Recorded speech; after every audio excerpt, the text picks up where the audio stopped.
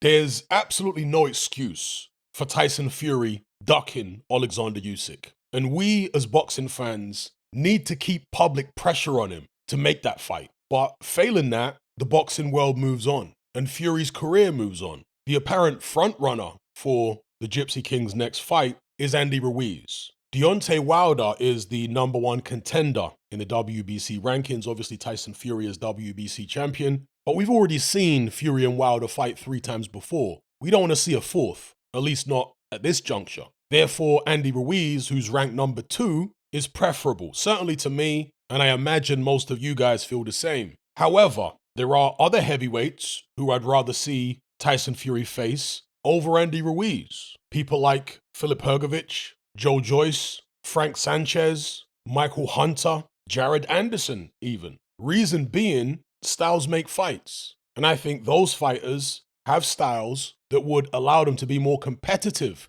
with Tyson Fury than Andy Ruiz would be. With all that being said, there's absolutely nothing wrong with Fury fighting Ruiz. Ruiz is a former unified champion. He's only got one loss. That was to AJ on points in the rematch. He's tough. He's got fast hands. He's a good counterpuncher on the front foot. He's highly ranked. He's still relatively young. So it's a perfectly acceptable fight. If it were to take place, I would expect Tyson Fury to adopt very similar tactics to what we saw against Dillian Whyte, where he keeps it long behind the jab, boxes very sensibly, avoids exchanges, ties Ruiz up on the inside. The difference, though, with this fight and what happened against Dillian Whyte is that Ruiz has got a much better chin. I don't see him getting hit with one uppercut and knocked out in the 6th or 7th. Now look, it's heavyweight boxing. Anything is possible, but I don't think it's likely. I don't think it's probable. Instead, I see Tyson Fury boxing his way to a 12-round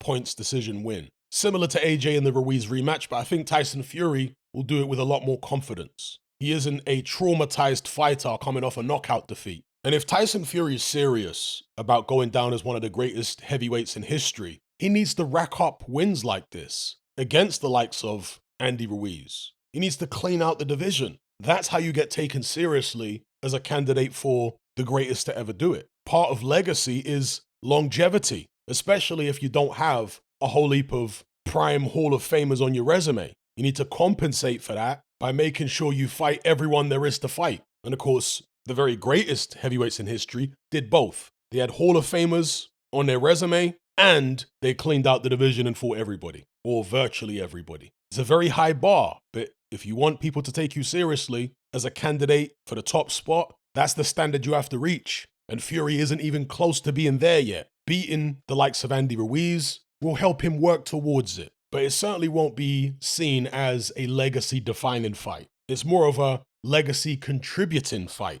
So Tyson Fury versus Andy Ruiz. How do you guys see it going? Let me know.